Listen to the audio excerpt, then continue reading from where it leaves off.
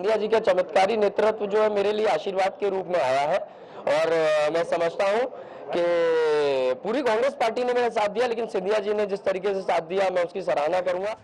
बिल्कुल सही कहा।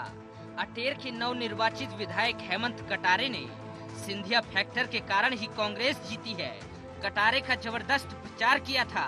कांग्रेस सांसद ज्योतिरादित्य सिंधिया ने दलित के घर रोटियां भी बनाई, लोगों से अपने चहेते कांग्रेस उम्मीदवार को जिताने की अपील की और कुछ काम सहानुभूति फैक्टर ने भी कर दिया और फिर क्या, जीत गई कांग्रेस। जानते हैं एक वजह और भी है कांग्रेस की जीत की, या यूं कहें भाजपा की हार की। इत्तेफाक कहिए या सोची समझी रणनीति, यहाँ भी सिंधिया परिवार का जिक्र था। सीएम शिवराज सिंह ने बयान दिया और बता दिया आजादी के पहले के सिंधिया परिवार को गरीबों पर जुल्म ढाने वाला, और नतीजा हार गई भाजपा। कितना प्रभावी रहा सिंधिया फैक्टर, क्या कहते हैं कांग्रेस के दूसरे नेता। पूरी जीत का श्रेय कांग्रेस पार्टी भी मानते हैं, वो भी मानते हैं कि कांग्रेस पार्टी सामूहिक नेतृत्व की जीत है। आदरणीय सिंधिया जी का उसमें परिश्रम रहा है, डॉक्टर गोविंद सिंह जी का परिश्रम रहा है, कमलनाथ जी वहाँ पधारे थे, दिग्विजय सिंह जी दोनों चुनाव पधारे थे, मोहन प्रकाश जी और अरुण यादव जी कई दिनों तक डेरा डाले हुए थे। पूरी पार्टी की जीत है। हम हार और जीत दोनों को ही सामूहिक नेतृत्व में देते हैं और सिंधिया जी तो निश्चित तौर पर उस क्षेत्र के हमारे बड़े नेता हैं ही, उस जीत में उनका योगदान तो नकारा थोड़ी कर सकते। क्या वाकई सीएम शिवराज सिंह चौहान का बयान भारी पड़ा भाजपा को अटेर में? जीती हुई बाजी कैसे हार गई भाजपा, पूछा गया जब भाजपा नेताओं से, तो जो जवाब दिया सुन लीजिए। की पार्टी का मसला है कि सिंधिया जी के कारण जीते, कि अरुण यादव जी के कारण जीते, कि दिग्विजय सिंह जी के कारण जीते, कि कमलनाथ जी के कारण जीते, कि अजय सिंह जी के कारण जीते, वो तय करें, उनका मसला है। उनके कई जी हैं, वो जी उनमें से कौन से जी उनको अच्छे लगते हैं। जनता वहां जानती है, सहानुभूति के तौर पर जीते हैं, मां की मार्मिक अपील के दम पर जीते हैं, भावनाओं के दम पर जीते हैं, सबको पता है। अब जरा जानिए कौन से वो फैक्टर रहे जिससे भाजपा की हार हुई और कांग्रेस की जीत। भले ही कटारे इनकार करें, लेकिन उन्हें सहानुभूति वोट मिले। कटारे का एन वक्त पर सक्रिय होना भी फायदेमंद रहा। ज्योतिरादित्य सिंधिया का इलाके में प्रचार करना मुफीद साबित हुआ। वहीं अपनी अंदरूनी कलह की वजह से भाजपा यहां हारी। सीएम शिवराज सिंह का सिंधिया परिवार पर दिया बयान भी भारी पड़ा। आरक्षण को लेकर दिया गया सीएम का बयान भी हार की वजह बना। खैर, सोचना होगा भाजपा को अपनी इस हार के बारे में, तो कांग्रेस को भी अब मेहनत करनी होगी, क्योंकि जीते नहीं हैं कटारे, हारते हारते जीते हैं। Bureau report, IND 24।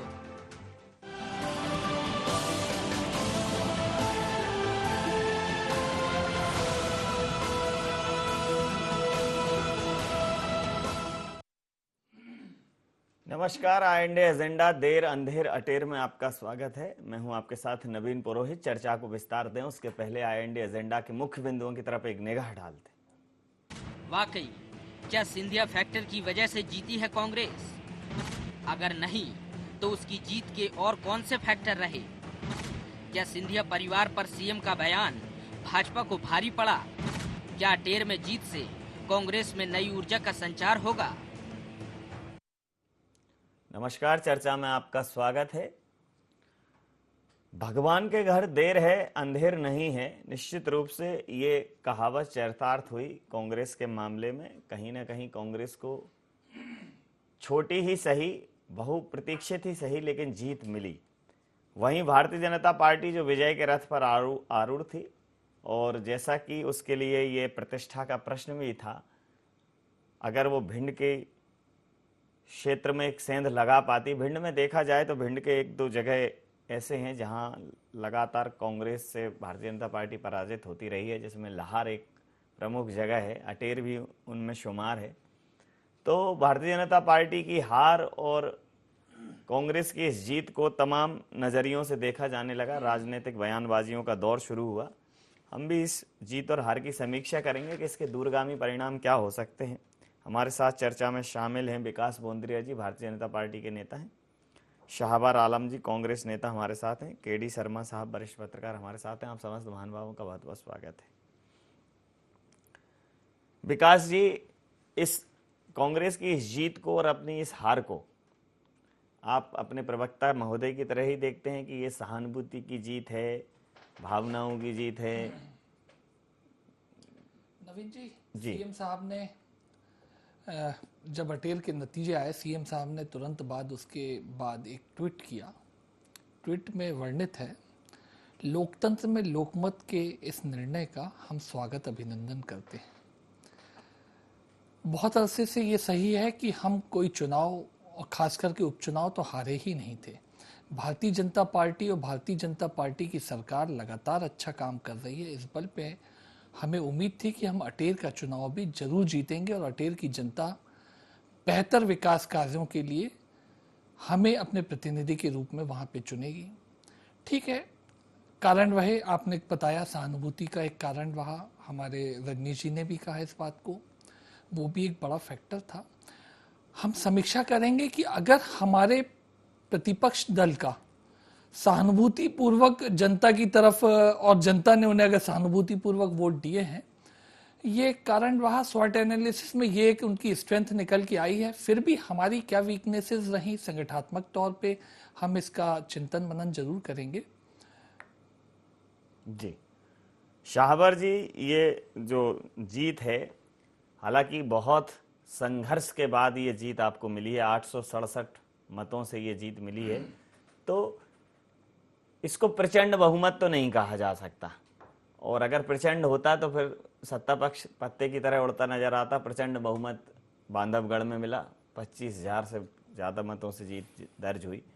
तो कांग्रेस की तरफ जनता मुखातिब भी है, लेकिन बहुत नेक टू नेक फाइट में है। मतलब आपकी तरफ अगर वो आपको वोट भी देगी तो आप 1000 के आंकड़े के आसपास ही सिमट के रह जाओगे। मतलब बहुत संघर्ष है आपके लिए। इसको कैसे आप देखते हैं इस जीत को? नवीन जी, अटेर का चुनाव मध्य प्रदेश में 2018 के चुनाव का कांग्रेस के प्रति आगाज है। देखिए, अटेर चुनाव में आपने देखा होगा कि किस तरीके से पूरा प्रशासनिक तंत्र, पूरा अमला वहां लगा रहा। स्वयं शिवराज जी वहां डटे रहे बराबर। उसके बाद भी परिणाम कांग्रेस के पक्ष में आए। आप क्या मानते हैं इसको? ये वहां की अटेर की जनता ने कांग्रेस पे विश्वास किया। खास तौर से सिंधिया जी का एक जो प्रभावी चेहरा है, जो उनकी लोकसभा में सदन में युवा उनको सुनता है, जो मध्य प्रदेश में उनके विकास कार्य हैं अपने क्षेत्र में, वो कहीं ना कहीं इस चुनाव में इफेक्ट रहे हैं। और ये एक लाइन भी है कि मध्य प्रदेश में अब अगला जो चुनाव होगा वो सारे कांग्रेसी मिलकर सिंधिया जी के नेतृत्व में ही लड़ेंगे। ऐसा अभी हाईकमान के भी शायद निर्देश मिलने वाले हैं। तो पूरा प्रदेश जो है आज सिंधिया जी के साथ मध्य प्रदेश में सरकार बनाने के लिए आतुर है। और निश्चित रूप से मध्य प्रदेश में 2018 में कांग्रेस की सरकार बनेगी। ये एक उदाहरण है कि अब शुरुआत हो चुकी है। इसमें कहीं कोई गुटबाजी नहीं है। अगर आप कहीं ना कहीं से छीलना शुरू करेंगे तो उसका जवाब दे देंगे। लेकिन ये पूरी जीत जो है, ये आगाज है, ये संघर्ष है कांग्रेस का 2018 में विजय हासिल करने का। बांधवगढ़ में शंख फूंका नहीं, या शंख उठाया नहीं, या बजाया नहीं? देखिए, मैं वो आपको बता दूं, वहां पे दरअसल क्या हुआ है, प्रशासन का जो अमला अभी तक काम करता है। देखिए, आपने देखा होगा कि अंतिम समय में भी अटेर में भी वही हुआ था। 19वें राउंड में एक बार में जो है 4000 की लीड कम हो जाना। जहां हेमंत कटारे जो है 9000 कुछ मतों से आगे चल रहे थे, वो 4100 पर आ गए। फिर उसके बाद मतदान को थोड़ी देर के लिए वहां पे जो जिस तरह के लोग थे, वहां हेमंत कटारे को वहां पे धमकी भी दी गई थी। आपको याददाश्त आपकी दुरुस्त कर दूं, इस चुनाव में आपके आग्रह पर वीवीपैट सिस्टम का प्रयोग हुआ था, जिसमें आप वोट को वेरीफाई कर सकते हैं।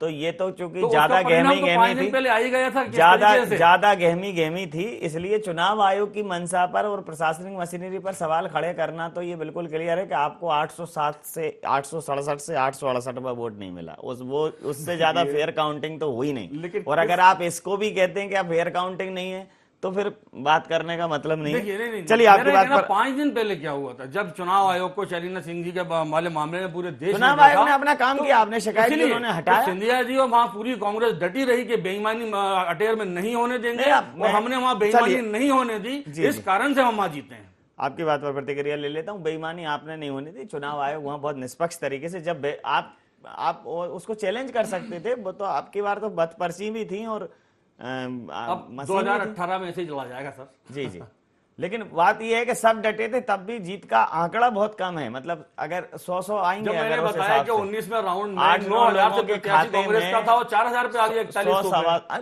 वो मशीन वो तो गणना वहां के वोटिंग की वो है। मशीन का आप किया गए। हाँ, मशीन का मतलब मशीन में जितने वोट डले होंगे, जिसके पक्ष में डले होंगे, उसका गढ़ हो सकता है। अगर उन मशीन पे, उन मतदान केंद्रों पे, उन बूथ काउंटिंग बूथ पे आपको आपत्ति है, आप आपत्ति दर्ज कराई। कम से कम ये स्पष्ट तो हो जाए कि किसी एक जगह पे तो शंका समाधान हो। आपको लगता है कि 19, 20, 21 राउंड में जो मशीनें इस्तेमाल की गई थी 3 महीने तक सुरक्षित रहती हैं, आपके लोग उस पर ले जाएं उसको, मामले को चुनाव आयोग में, कोर्ट में ले जाएं। यूपी से जल्दबाजी में आ गई होंगी। लेकिन 867 के आंकड़े को ये कह देना कि ये तो इसलिए कम हो गया कि नहीं, वो 4 लास्ट में कम कर दिया गया, ये ठीक नहीं। मैं केडी शर्मा साहब से प्रतिक्रिया ले लेता हूं। कांग्रेस अभी भी मशीनों के फेर में उलझी हुई है। इतनी गहमा गहमी वाली काउंटिंग लगातार, चुनाव आयोग चूंकि ये मामला पूरा राष्ट्रीय स्तर तक था तो हर आपत्ति को निराकरण करके वहां काम किया गया। लेकिन अब जो जीत का आंकड़ा है वो बहुत ज्यादा बड़ा नहीं है। मतलब आप उसको ऐसा नहीं कह सकते कि आप उसको रिकवर नहीं किया जा सकता। मतलब जैसे इन्होंने कहा कि सारे लोगों ने वहां बहुत मेहनत की, सारे दिग्गज वहां डटे रहे, तो अब अगर दिग्गजों के खाते में थोड़ा उसको वर्गीकृत कर दें तो एक दिग्गज बराबर 100-125 वोट है।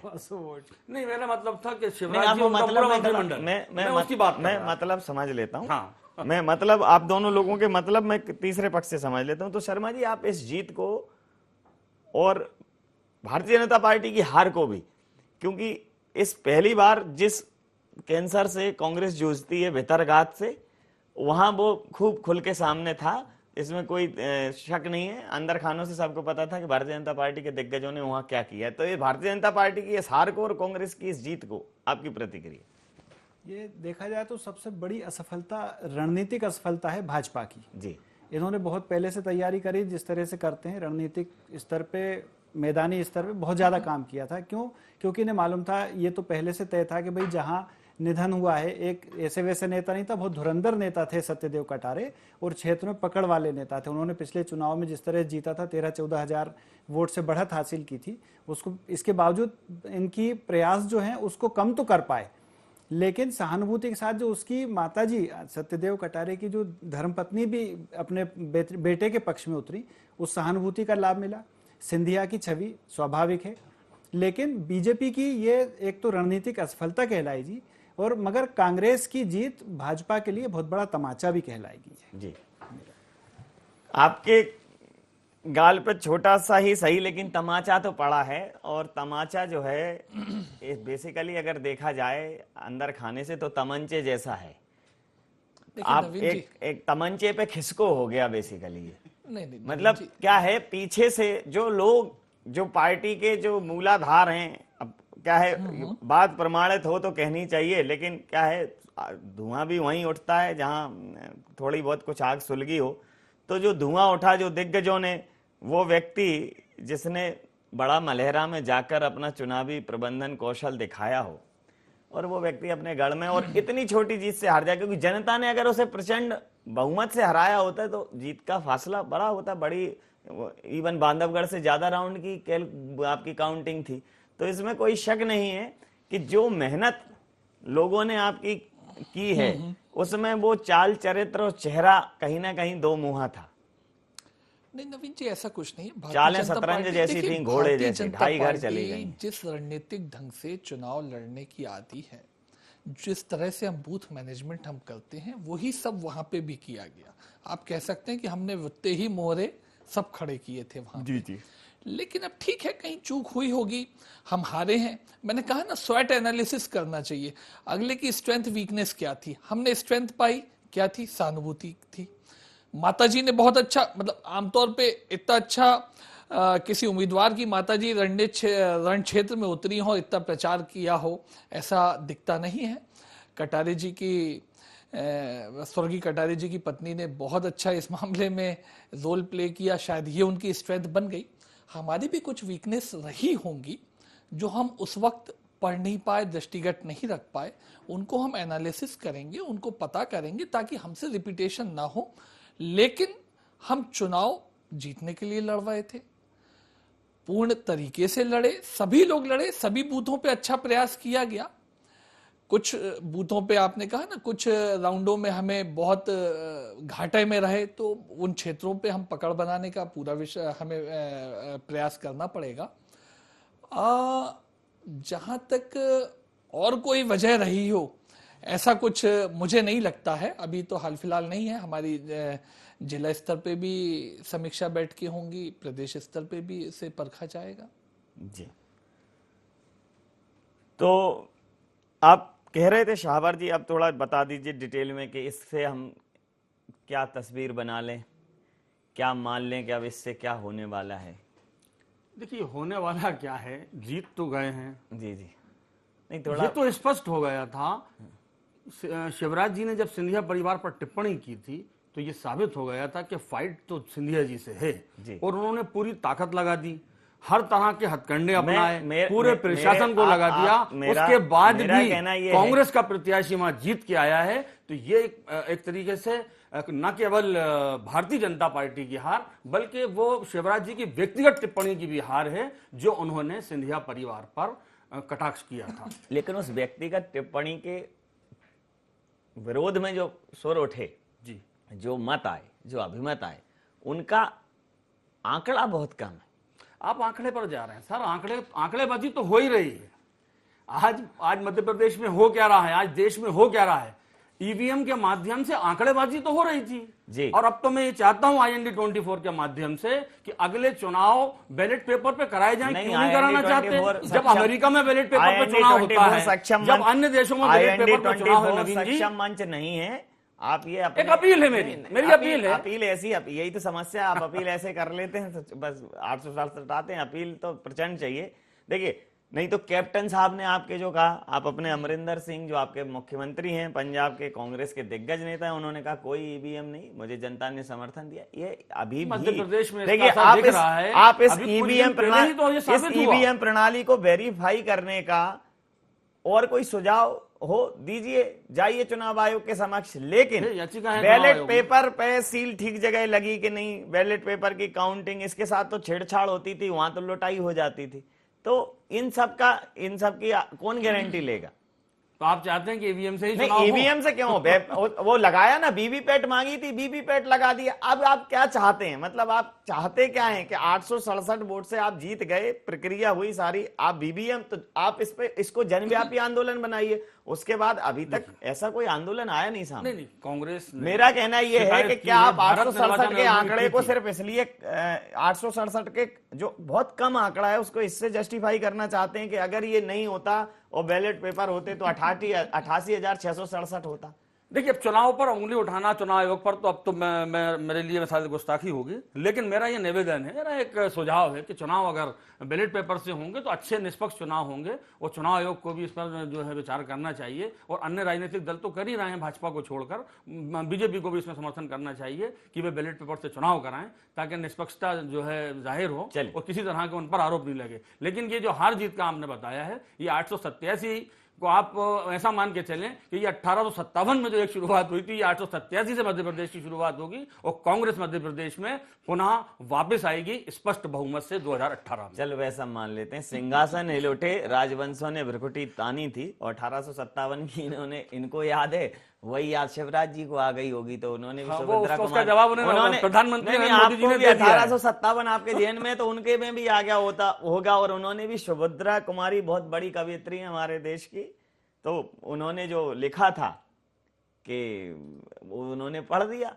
तो 1857 तो ठीक ही है, ना याद करें तो ज्यादा कुछ बहुत याद करने लायक है नहीं। जी को चुनाव में याद आ गया था जी, उसका जवाब जनता ने दे दिया। 1857 का आंकड़ा ठीक है, मतलब ये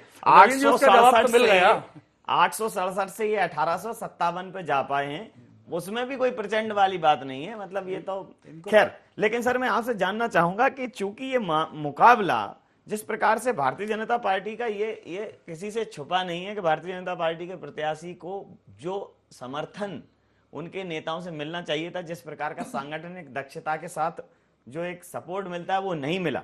बावजूद इसके सहानुभूति और सारी बातें होने के बावजूद कांग्रेस जीती, लेकिन एक जीत कांतिलाल भूरिया जी की भी थी। वो अभूतपूर्व जीत थी, ऐतिहासिक जीत थी, एक ऐसी जीत थी जिसने ये सिद्ध कर दिया। पर भले ही इन्होंने अनर्गल प्रलाप किया हो बीजेपी वालों ने कि उनकी व्यक्तिगत जीत है, लेकिन वो जो जीत थी वो किसी भी मायने में उसको शंका की दृष्टि से नहीं देखा जा सकता था। 10 क्या 15 बूथ की काउंटिंग भी हो जाती तब भी वो जीत रहती। तो क्या इस जीत से 2018 के लिए कांग्रेस कोई बड़ा भविष्य का स्वप्न बुन सकती है? देखिए, ये चुनाव परिणाम कांग्रेस के लिए संजीवनी का काम तो करेगा जी। जिस तरह से, जिस रणनीति से और जिस तरह से एकजुटता दिखा के कांग्रेस ने चुनाव लड़ा है, जी। वही कांग्रेस बीजेपी के लिए बहुत बड़ा सबक है। क्योंकि बीजेपी में बड़ी बात यह है, ये हार बीजेपी की बहुत बड़ी हार इसलिए अपन कहेंगे क्योंकि यहाँ पे जो प्रत्याशी था बहुत ही नया था, और अरविंद भदौरिया बहुत जुझारू नेता हैं पार्टी के और अनुभवी नेता हैं। उनके सामने जो 3 बार चुनाव लड़ चुके, 2 बार जीत चुके, उनके सामने जब ये चुनाव लड़ रहे थे, उस स्थिति में ये बात हेमंत कटारे के लिए बहुत यानी प्रतिष्ठा की बात थी।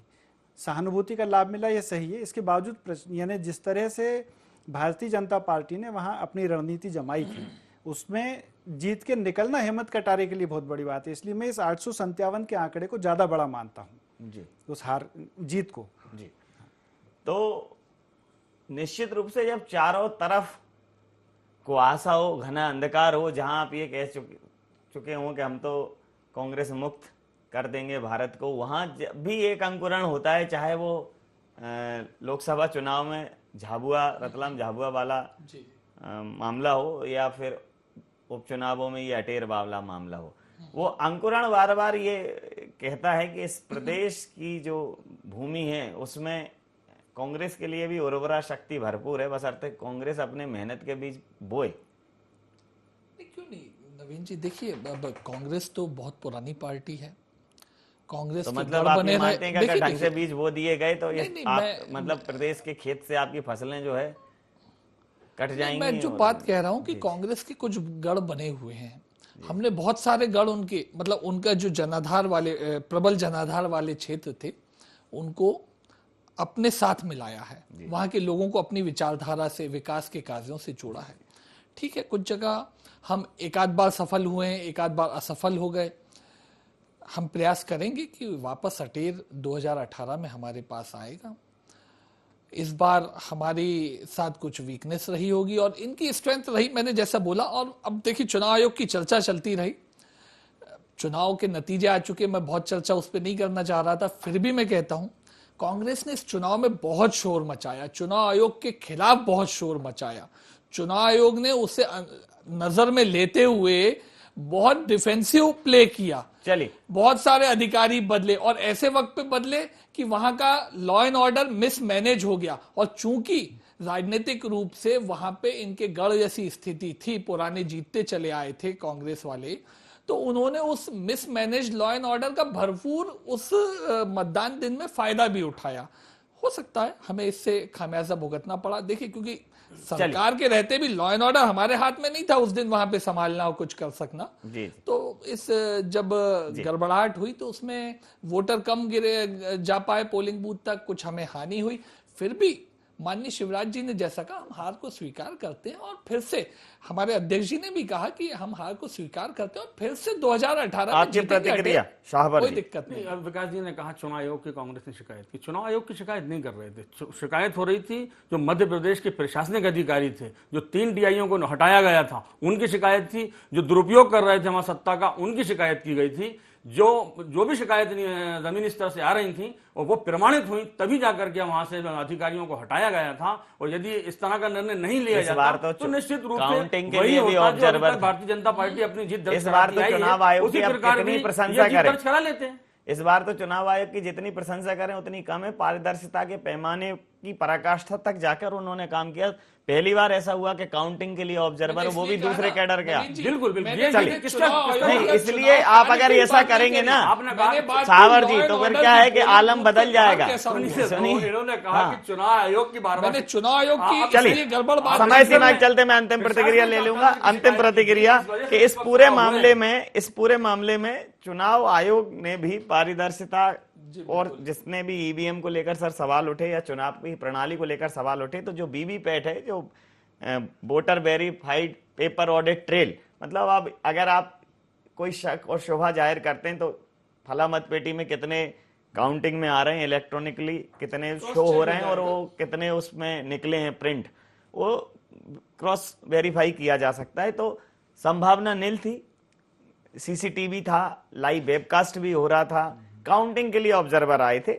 तो फिर ये अगर कांग्रेस अभी भी चुनाव आयोग को लेकर ये बात करती रहती है, चुनाव आयोग को लेकर या बात नहीं हो रही, प्रशासनिक तंत्र जो काम कर रहा था वो तो निष्पक्ष आप नहीं इस था। पर आपकी इस पूरी कारण से प्रतिक्रिया, शिकायत की गई। आपकी प्रतिक्रिया। मसले उठाए, भ्रम आपके फैलाया। प्रतिक्रिया। और वो चुनाव इसलिए निष्पक्ष हो पाए जी। कि चुनाव आयोग ने हस्तक्षेप किया वहाँ। जी जी, आपकी प्रतिक्रिया। देखिए, अभी अपन लोगों ने पिछले चरण में ही 1857 की बात करी है, तो बैलेट पेपर की बात करना फिर 1857 में जाने जैसी बात है।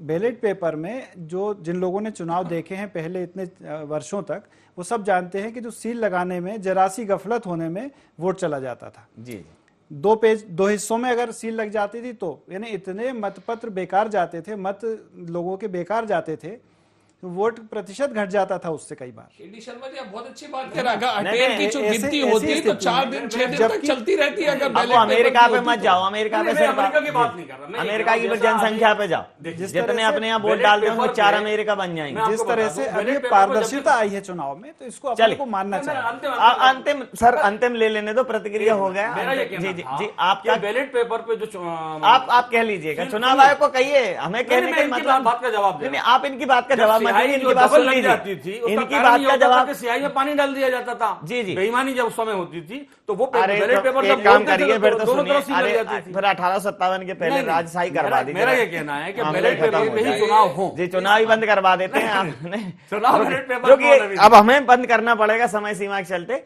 जी सर, अंतिम प्रतिक्रिया। ये जो तरीका वर्तमान में जो यानी अधिकतम पारदर्शिता लाने का प्रयास है, आज का आदमी पढ़ा लिखा ऐसा नहीं है कि उससे, भाई अमेरिका वगैरह की स्थिति बहुत अलग तरह की है, ऑनलाइन वोटिंग पे आ चुके हैं वो लोग, मगर हमारे यहाँ जो इसमें पद्धति है ये ज्यादा पारदर्शी है, इसको मान्यता देनी चाहिए। जब हम चुनाव जीतते हैं तो अपन इसको बेहतर मानने लगते हैं, और जहां हार जाते हैं तो ये तर्क देते हैं, तो ये तो एक राजनीतिक बयानबाजी है इसको लेकर। बिल्कुल ठीक है आपने। समय सीमा के चलते मैं ये चर्चा समाप्त करूंगा। आप समस्त महानुभावों का बहुत बहुत धन्यवाद, बहुत बहुत आभार।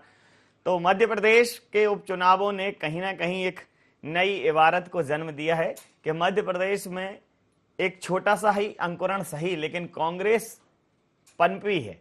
मध्य प्रदेश के पटल पर कांग्रेस का अंकुरण हुआ है। अब ये अंकुरण वटवृक्ष बनता है या ये पौधा बनने से पहले ही इस बीज का क्षरण हो जाएगा, ये तो आगे आने वाला वक्त बताएगा। जरूरत मेहनत की है, जरूरत उस खाद पानी की जो कार्यकर्ता के खून पसीने के साथ उस अंकुरण को मिलेगा। तो क्या कांग्रेस इस अंकुरण को वटवृक्ष बनाने में सफल हो पाएगी, और क्या भारतीय जनता पार्टी के साथ जो चाल चरित्र चेहरे से इतर कुछ व्यवहार हुए हैं उस पर वो नियंत्रण कर पाएगी? ये दो बड़े विषय हैं, देखना दिलचस्प रहेगा। आई एजेंडा में नहीं, आप बने रहिए आई 24 के साथ और देखते रहिए आई 24। नमस्कार।